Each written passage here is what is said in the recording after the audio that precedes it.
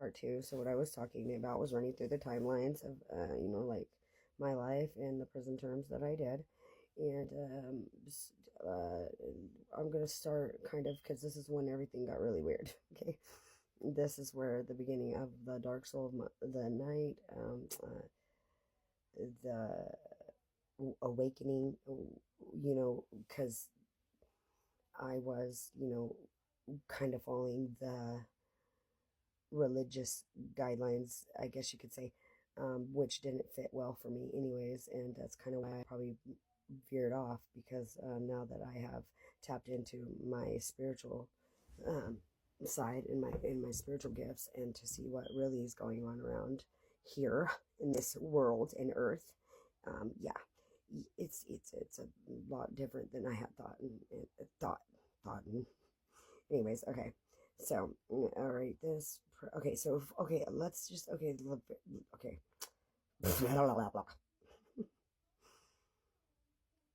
I'm gonna say that I dove deeper into trying to build a relationship with the Lord on my prison term in 2015 when I was at Folsom Prison. Okay, and that's where I started to go to Bible studies with um, Prison Fellowship, and her name is Corrine. She took a liking to me.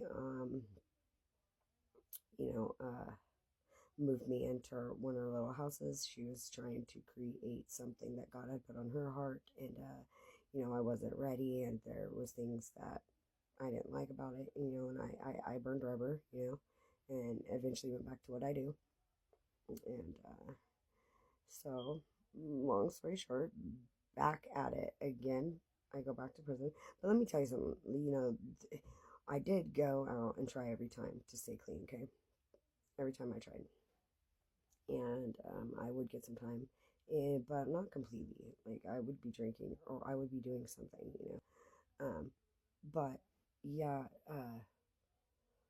so I was ripping and running for a good couple years and seeing a lot of crazy shit.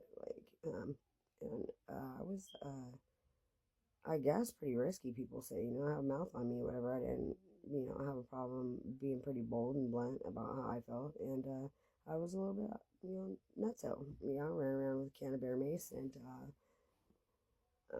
yeah. Anyways, so back to prison I go in 2017. That is, or 18, when my dad had passed. Right before I went in, um, and this is, like I said, I'm pretty sure I shared in the first one, that I had come to a point in my life where I was like, you know what, this is just who I am, especially after I had no chance of getting my my youngest daughter back, and at the time, my daughter Michaela, I could, I could physically call her, I could hear her voice, but was it my daughter? No, she was going through her own um, matrix, I guess you would say, of projections, and the system that was trying to keep my daughter stuck in a lack mindset and not know who she truly is, and have her out on the streets and prostituting by the way they would just actually, I mean, before she didn't even do it and they were saying she was doing it, they were putting her in counseling for prostitution, and she wasn't even doing it. It's just such a fucking example of the punk ass shit that the system is doing to our children. Number one, traffickers, if you ask me, but that's another day and another story.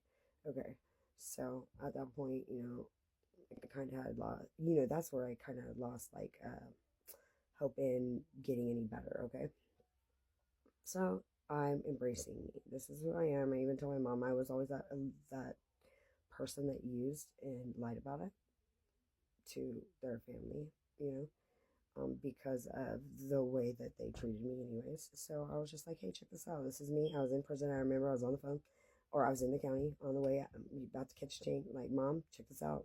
It is what it is, and this is who I am, and you better just accept it, because we don't want to, do this and waste precious time and something happen, and regret that we stayed separated like this over something so petty. I felt like, yeah, okay, this is my lifestyle. Just like, love me for who I am, right? And I embraced that. So I used to try to stay clean, work out, whatever. I mean, I got loaded when I could in there. I wasn't like hustling or doing things super crazy, but I wasn't saying no to it either. Okay. I love to work out, right? Okay, so super work. That's like all I do. It's like probably too much, all right?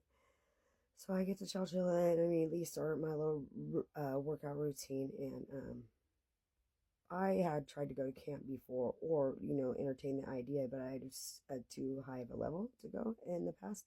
Now I was at a level where I actually, qualified, and that's where we were shooting for. And then there was a little hold, but we got that cleared up, and eventually I found myself at CIW in the forestry program, and I was training for camp. Okay, and so I like a challenge, right? Very competitive, and there was records in there to beat, pack out records, and all type of stuff, shit like that. So I went from